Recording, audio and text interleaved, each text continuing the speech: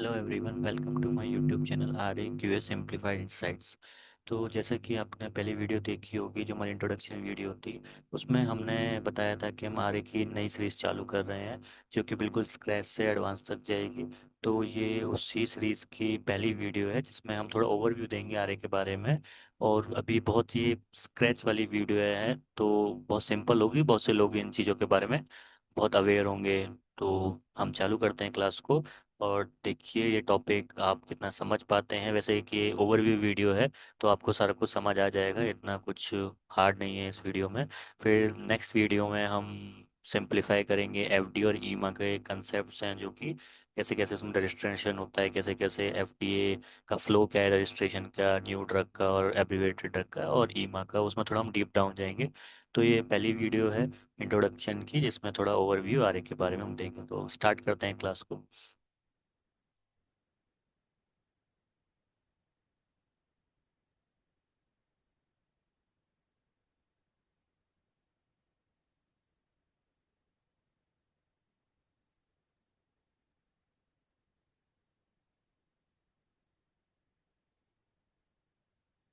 तो ये introduction of regulatory affairs.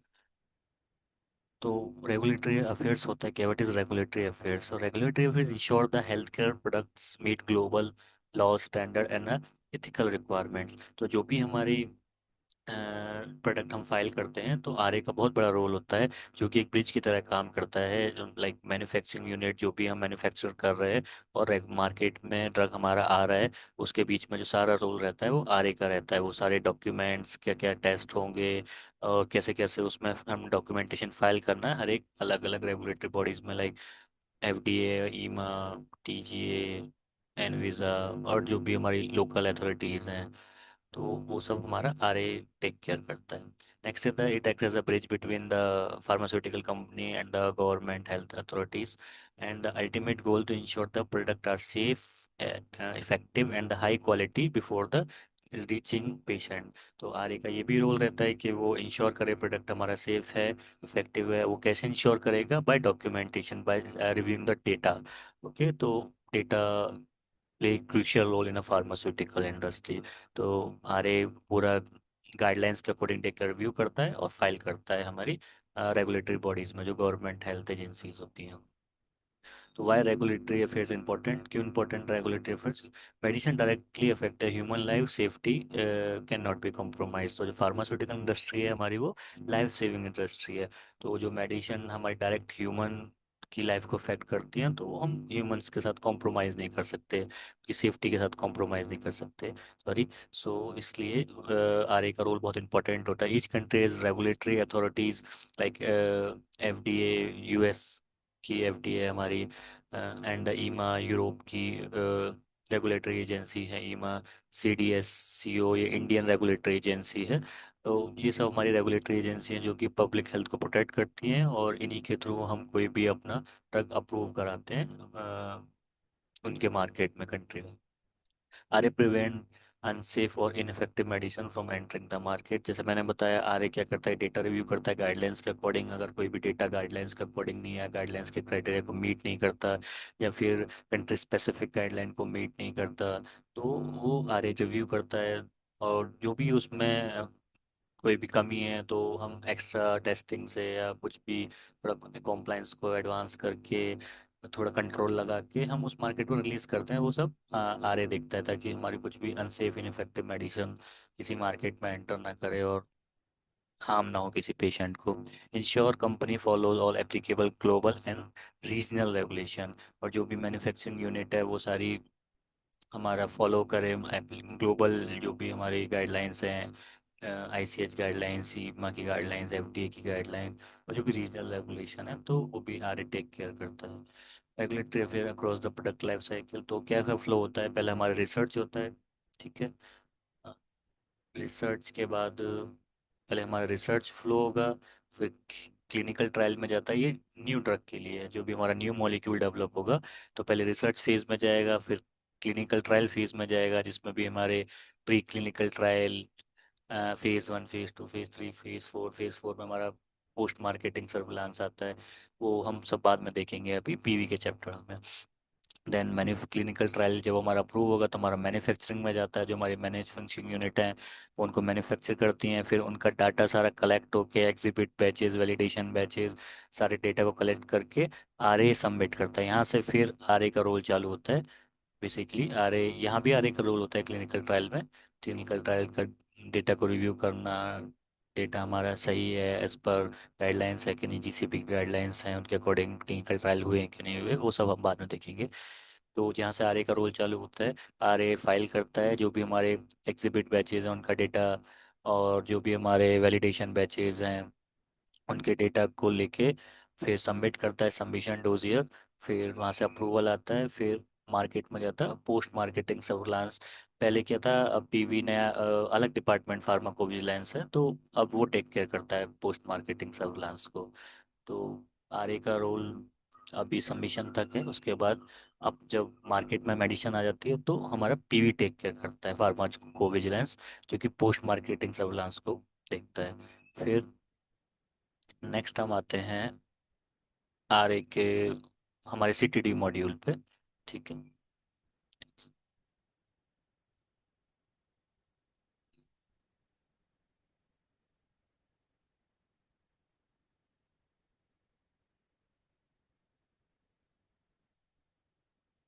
तो ये सीटीडी मॉड्यूल है, जो कि डोजियर का पार्ट होता है। जब आरए कोई भी ड्रग हमारा रेगुलेटरी में सबमिशन करता है तो वो ये फॉर्मेट यूज़ करता है, उसको बोलते हैं कॉमन टेक्निकल डॉक्यूमेंट, जो कि ग्लोबल फॉर्मेट है। तो उस फॉर्मेट में क्या है, हमारा मॉड्यूल 1 होता है जिसमें रीजनल एडमिनिस्ट्रेटिव इन्फॉर्मेशन होती है। मॉड्यूल 2 में समरीज होती हैं, क्वालिटी, नॉन क्लिनिकल, क्लिनिकल। ठीक है। और मॉड्यूल 3 में सीएमसी डेटा होता है, सारा क्वालिटी से रिलेटेड, क्वालिटी एफिकेसी और सेफ्टी से रिलेटेड। सीएमसी मतलब chemistry, manufacture and control. And fourth में होता है हमारा नॉन क्लिनिकल स्टडी रिपोर्ट्स होती हैं, और फिफ्थ में हमारा क्लिनिकल स्टडी रिपोर्ट्स होती है। ये भी हम पूरा डीप डाउन पढ़ेंगे अभी आगे सिलेबस में, अभी ये सिर्फ ओवरव्यू वीडियो है। तो ये बिल्कुल हम बेसिक से पढ़ेंगे, C M C module 3 basically. ठीक है। तो और बाकी सारे मॉड्यूल पढ़ेंगे, पर मेन मॉड्यूल जो क्वालिटी से रिलेटेड है, सी एम सी, भी हम बिल्कुल बेसिक से पढ़ेंगे। नेक्स्ट है हमारा, आगे बढ़ते हैं इसमें।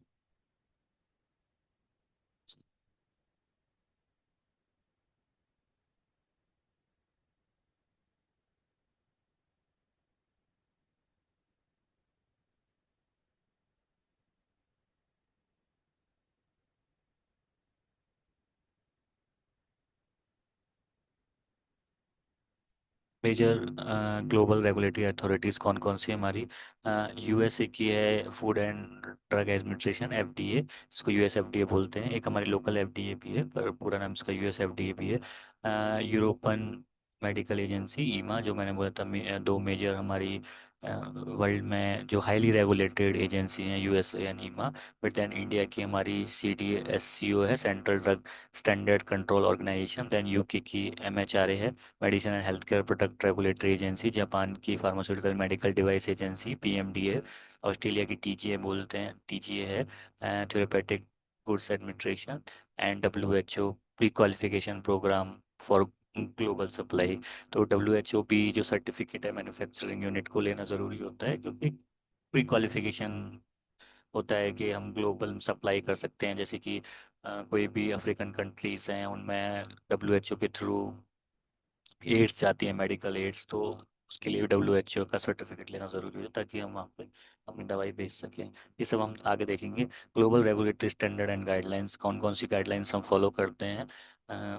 आईसीएच, जो कि फेमस गाइडलाइन है, world famous guideline, international council harmonise, जो कि सीटीडी के लिए, स्टेबिलिटी के लिए, इम्प्यूटी के लिए, मेथड वैलिडेशन के लिए, रिस्क असेसमेंट, इम्पैक्ट एवेल्यूएशन, मतलब बहुत सारी चीज़ें आईसीएच की गाइडलाइंस, Q1 से Q14 तक। तो वो भी हम पढ़ेंगे इस सीरीज़ में। तो इस सीरीज़ में आप बने रहें ताकि हम आईसीएच गाइडलाइन बिल्कुल कैसे पढ़ेंगे, Q1 स्टेबिलिटी से लेके Q1, Q2 वैलिडेशन की, Q3 इम्प्यूटीज की, एंड सो ऑन। ये सब हम आगे पढ़ेंगे। W H O quality and safety for global health देखता है। W H O GMP, good manufacturing practices, जो भी हमारी मैन्युफैक्चरिंग यूनिट है उसमें जीएमपी फॉलो होता है कि नहीं होता, ये भी एक बहुत डिटेल गाइडलाइंस है। जीएलपी, गुड लेबोरेटरी प्रैक्टिसेस, जो भी ड्रग को टेस्टिंग करती हैं, या आउटसाइड लैब हो चाहे मैन्युफैक्चरिंग यूनिट में लैब हो, वो जीएलपी फॉलो करती हैं। और जीसीपी, गुड क्लिनिकल प्रैक्टिसेस, जब भी हम क्लिनिकल ट्रायल कोई भी ड्रग क्लिनिकल ट्रायल में आता है, pre clinical trial and phase 1 phase 2 phase 3, तो उसमें हम जीसीपी फॉलो करते हैं। तो हम एक रियल वर्ल्ड एग्जांपल देख लेते हैं। कोई भी एंटीबायोटिक है उसका अप्रूवल के लिए, तो पहले क्या होगा, सबसे पहले हम उसको, कंपनी डेवलप करेगी हमारी न्यू एंटीबायोटिक, कोई भी मॉलिक्यूल डेवलप होगा बेसिकली। फिर आरए चेक करेगा हमारा data require for FDA and CDSCO, जो कि ये इंडिया की रेगुलेटरी है, एंड एफडीए यूएस की रेगुलेटरी है। न्यू एंटीबायोटिक मॉलिक्यूल हुआ, अगर न्यू मॉलिक्यूल है एकदम, तो उसके लिए पूरा pre clinical trial, phase 1 phase 2 phase 3 ये सब होगा। इसमें काफ़ी टाइम जाता है, 10 ईयर्स तक चले जाते हैं पूरा रिसर्च एंड क्लिनिकल ट्रायल के फेज में निकलने तक। ये एक अप्रोक्स डेटा है, 10 ईयर्स, ज़्यादा भी हो सकता है कम भी हो सकता है। ठीक है, आर ए चेक करता है डेटा को कि वो रिक्वायरमेंट है, फॉलो कर रहा है कि नहीं कर रहा है सारी गाइडलाइंस, डेटा कंप्लाइंस है according to guidelines of FDA and CDS को। फिर इंश्योर करते हैं क्लिनिकल ट्रायल फॉलो, जीसीपी उसने फॉलो किया है कि नहीं किया, जो भी हमने क्लिनिकल ट्रायल किए हैं उसमें जीसीपी गाइडलाइंस फॉलो हुई हैं कि नहीं हुई, जीसीपी गाइडलाइंस हम आगे बढ़ेंगे। फिर हम प्रिपेयर करते हैं डोजियर, जो कि मॉड्यूल 1 से मॉड्यूल 5। एंड देन प्रोडक्ट जब हमारा मार्केट हो जाता है, तो हम पोस्ट मार्केटिंग सर्विलांस करते हैं, जो कि मैंने बताया आजकल पीवी टेक केयर करता है उसको, फार्माकोविजिलेंस पोस्ट मार्केटिंग सर्विलांस को। पहले ये बहुत साल पहले आ रही दिखता था, बट एक अब रेगुलेटर की रिक्वायरमेंट है कि नया डिपार्टमेंट ये फार्माकोविजिलेंस वो टेक केयर करता है। काफ़ी साल हो गए इसको इम्प्लीमेंट हुए, पर अब पीएमएस पीवी ही देखता है। नेक्स्ट क्या है हमारा करियर पाथ इन रेगुलेटरी अफेयर्स। तो क्या क्या करियर पाथ हो सकते हैं रेगुलेटरी अफेयर्स में हमारे। बहुत जो इनिशियल स्टार्ट होती है रेगुलेटरी एसोसिएट से, फिर एग्जीक्यूटिव स्पेशलिस्ट, मैनेजर डायरेक्टर, जो भी है। मेन स्पेशलाइजेशन किस में करती हैं, जो कि बहुत डिमांड होती है सीएमसी की, and clinical trial specialist, CMC specialist, labelling specialist, जो भी हमारा आर्ट वर्क होता है उसको हम लेबलिंग स्पेशलिस्ट बोलते हैं। And the pharmacovigilance and the strategy, कैसे हमें ड्रग को फाइल करना है किसी न्यू मार्केट में, या जेनरिक ड्रग को फाइल करना है हमारे किसी भी न्यू मार्केट में, तो उसकी क्या क्या स्ट्रेटेजिक स्पेशलाइजेशन भी होती है। And R A role exist in pharma, pharma में भी होता है, बायोटेक में भी होता है, मेडिकल डिवाइस में भी होता है। तो ये सब आर ए के रोल्स हैं। And high global demand for skill professional with C T D and Veeva World. Veeva World एक सॉफ्टवेयर है जो हमारा E C T D follow करता है। ई सी टी डी की गाइडलाइंस है, वो भी हम आगे देखेंगे। तो वीवा वर्ल्ड एक फेमस सॉफ्टवेयर है, और भी इस ऐसे बहुत सारे सॉफ्टवेयर हैं, पर ये काफ़ी फेमस है वीवा वर्ल्ड।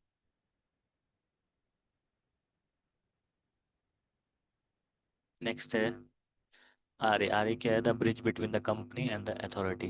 तो ब्रिज का काम करता है एक तरह से।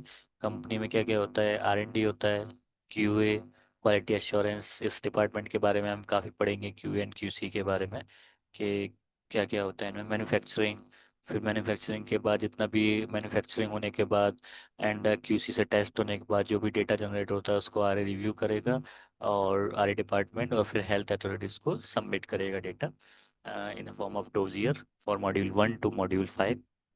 एंड देन फिर हमारा वो रिव्यू करेंगे, फिर अप्रूवल प्रोसेस चालू होता है। क्या क्या स्किल्स रिक्वायर्ड होंगी किसी भी आर प्रोफेशनल के लिए।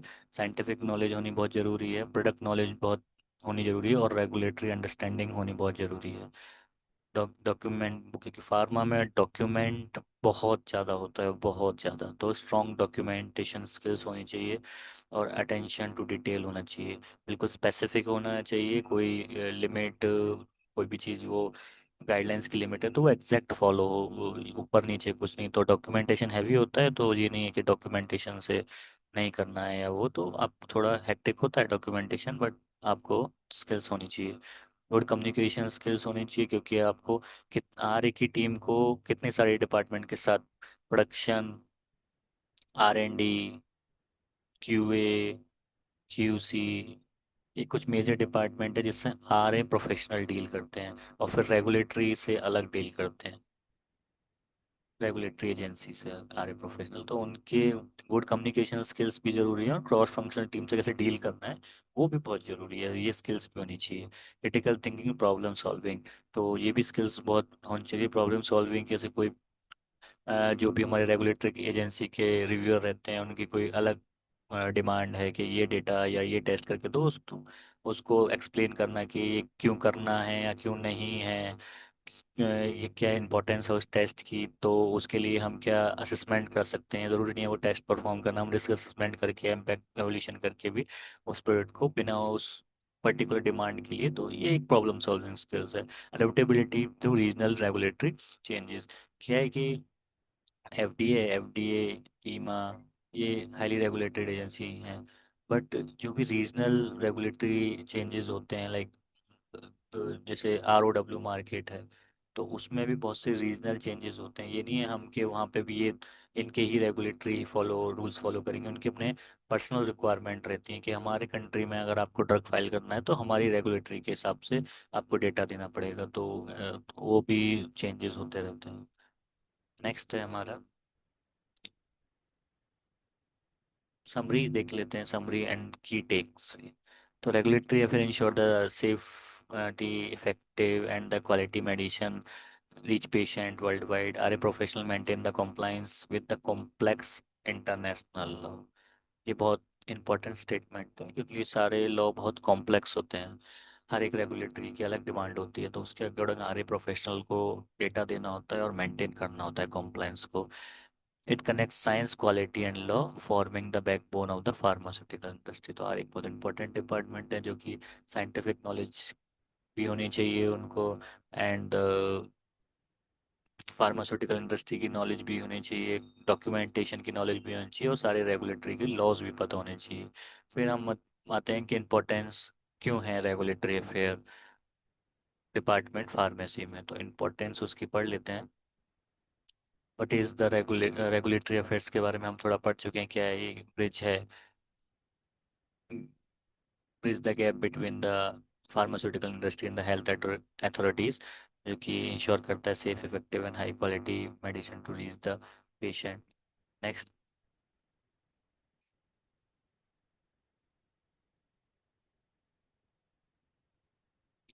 वह regulatory affair matter in a pharmacy, क्यों मैटर करता है? क्योंकि प्रोटेक्ट करता है सेफ्टी पेशेंट की through data and the compliance. तो ये जो टर्म है डेटा, ये बहुत इंपॉर्टेंट है। डेटा रिव्यू आरए और कॉम्प्लाइंस देखता है, तो काफ़ी इंपॉर्टेंट डिपार्टमेंट है। Ensure the legal marketing authorities and product quality, sorry, build the trust between the health care provider and the public. तो हेल्थ केयर प्रोवाइडर जो भी हैं उनके बीच में ट्रस्ट एंड द पब्लिक के बीच में आरए का बहुत मेजर रोल रहता है। नेक्स्ट है RA in drug development process. तो क्या क्या रोल रहता है आरए का डेवलपमेंट प्रोसेस में? RA involve and start from the pre clinical development to market launch. तो आरए का पूरा रोल रहता है एक प्री क्लिनिकल डेवलपमेंट से, और मार्केट में जब दवाई हमारी लॉन्च होने वाली हो तब तक पूरा कोऑर्डिनेट आरए का डिपार्टमेंट करता है। क्लिनिकल ट्रायल में इंश्योर करता है कि एथिकल कॉम्प्लाइंस है कि नहीं, जीसीपी की गाइडलाइंस फॉलो हो रही हैं कि नहीं हो रही। प्रिपेयर करता है पूरा डोजियर उस प्रोडक्ट के बारे में, जिसमें पूरे मॉड्यूल 1 टू मॉड्यूल 5 होते हैं, जो कि हाईली डॉक्यूमेंटेड एक डोजियर होता है जिसमें एपीआई से लेके हमारा प्रोडक्ट की सारी डिटेल रहती हैं। तो वो सब हमारा आर का ड्रग डेवलपमेंट प्रोसेस में क्या रोल है, वो ensure the quality and compliance. इतने सारे प्रोसेस, क्लिनिकल ट्रायल से लेके मार्केट, जब तक दवाई हमारी मार्केट में जाती है उसमें पूरा इंश्योर करना कि clinical trial follow GCP guideline से हुए कि नहीं है। उसके बाद मैन्युफैक्चरिंग जब होती है उसकी, तो उसमें भी इंश्योर करना क्वालिटी एंड कंप्लाइंस को। ठीक है, तो वो सब आरे का होता है। Labelling, packaging, leaflets must be meet the regional requirement, तो बहुत इंपॉर्टेंट रोल प्ले करता है। Post approval changes are manage through variation procedure, और ये भी हम पढ़ेंगे, बहुत इंपॉर्टेंट चीज़ है। ये मैं हाईलाइट कर देता हूँ। पोस्ट अप्रूवल चेंजेस, जब एक कोई भी मार्केट में हमारी दवाई लॉन्च हो जाती है उसके बाद हम कुछ उसमें चेंजेस करते हैं, ठीक है ना, उस चेंजेस को लेके, लाइक हमारा कोई भी एपीआई है पैरासीटामोल का, वो हमने अपने प्रोडक्ट में लिया है और हमने कोई प्रोडक्ट बनाया है एक्स करके, तो उसमें हमें मान लो कोई चेंज करना है, मेजर चेंज है, लाइक हमें टेस्टिंग की रिक्वायरमेंट चेंज करनी है, मेथड चेंज करना है उसके, तो वो हम जब तक वो जिस जिस रेगुलेटरी को हमने फाइल किया उनसे चेंज अप्रूवल नहीं लेते, फिर तब तक हम उसको चेंज नहीं कर सकते, तो वो वेरिएशन बोलते हैं उसको। यूरोप की टर्म में वेरिएशन बोलते हैं, अलग अलग चीज़, अलग अलग गाइडलाइंस के अलग अलग टर्मिनोलॉजी हैं। तो बेसिकली इसको पोस्ट अप्रूवल चेंजेस बोलते हैं। तो अप्रूव होने के बाद जो भी चेंजेस है उसकी भी हमें अप्रूवल लेना पड़ता है, कुछ भी खुद की चेंज करने से जो कि हमारे सीक्यू पैरामीटर को या मेजर इम्पैक्ट कर रहा है ड्रग का। Global health of regulatory affairs, sorry, global impact of regulatory affair, enable the emergency authorization during COVID-19, support rolling reviews of vaccine approval, maintain the safety and efficacy of a drug globally। तो ये कुछ हमारा global impact है R A का, R A department का। R ensure the safe, effective and compliance medicine, support ethical and scientific evolution of patient welfare, act as a backbone of pharmaceutical success। ठीक है, next है हमारा, next कुछ नहीं, thank you की slide है जिसमें एक बड़ा कोट लिखा हुआ है, रेगुलेटरी अफेयर में science meet the responsibility. Science के साथ हमारी रिस्पॉन्सिबिलिटी क्या है? Patient safety. The great power come with great responsibilities. तो वही है, every product on the market passes through regulatory affairs. तो ये डिपार्टमेंट, कोई भी प्रोडक्ट है हमारा वो रेगुलेटरी अफेयर्स के ही डिपार्टमेंट के थ्रू ही मार्केट में आता है, वो ही कोऑर्डिनेट करती हैं। चाहे छोटी रेगुलेटरी हो चाहे बड़ी हो, सारा आर ही कोऑर्डिनेट करता है। तो आर एक क्रूशियल रोल प्ले करता है। तो ये था एक ओवरव्यू आर ए डिपार्टमेंट के बारे में कि आर ए का रोल क्या है। एक ड्रग, न्यू मॉलिक्यूल हो या जेनेरिक मॉलिक्यूल हो, उसको फॉर्मुलेट करने के बाद मार्केट में कैसे लेके आना है वो सारा, उसके बाद आरए का रोल, मेजर रोल होता है सबमिशन से लेके अप्रूवल तक का। तो ये वीडियो एक ओवरव्यू वीडियो है आरए के बारे में। नेक्स्ट वीडियो में हम क्या पढ़ेंगे? नेक्स्ट वीडियो में हम ग्लोबल रेगुलेटरी अथॉरिटीज, उनके बारे में पढ़ेंगे, लाइक एफडीए, ईमा। ठीक है, मैं आपको थोड़ा ओवरव्यू दे देता हूँ। एफडीए आपकी अभी जैसे मैंने बताया कि यूएस की रेगुलेटरी एजेंसी है। ईमा हमारी यूरोप की रेगुलेटरी एजेंसी है। और ये ऊपर स्लाइड्स में आप देख सकते हैं, टीजीए, हेल्थ कनाडा, ये सब। तो जो नेक्स्ट वीडियो होगी मेरी, उसमें हम इन्हीं के बारे में पढ़ेंगे, मतलब ऑल ग्लोबल अथॉरिटीज़ कौन कौन सी हैं। तो मेजर जो डीप डाउन करेंगे हम वो एफडीए और ईमा के बारे में करेंगे, जिनके हम बारे में डिटेल में पढ़ेंगे। और बाकी सब के बारे में हम थोड़ा ओवरव्यू में ही देखेंगे कि क्या क्या है, कौन कौन सी रेगुलेटरी जैसे आरओडब्ल्यू का मार्केट है, उनमें कौन कौन सी गाइडलाइंस फॉलो होती हैं। और ये सब हम नेक्स्ट वीडियो में देखेंगे। और भी जैसे हमारी हैं एशियन कंट्रीज़ हैं। ठीक है, मैं थोड़ा आपको बता देता हूँ कौन कौन सी गाइडलाइंस हम पढ़ेंगे आगे, या है अथॉरिटीज़ के बारे में पढ़ेंगे। पहली जैसे कि आईसीएच के बारे में हम पढ़ेंगे। ठीक है, एक तरह से क्या है ये आईसीएच, कहाँ से स्टार्ट हुआ, ठीक है ना। आईएमडीआरएफ के बारे में पढ़ेंगे, इंटरनेशनल मेडिकल डिवाइस रेगुलेटर, जो मेडिकल डिवाइस को रेगुलेटेड रेगुलेट करते हैं बेसिकली। ठीक है,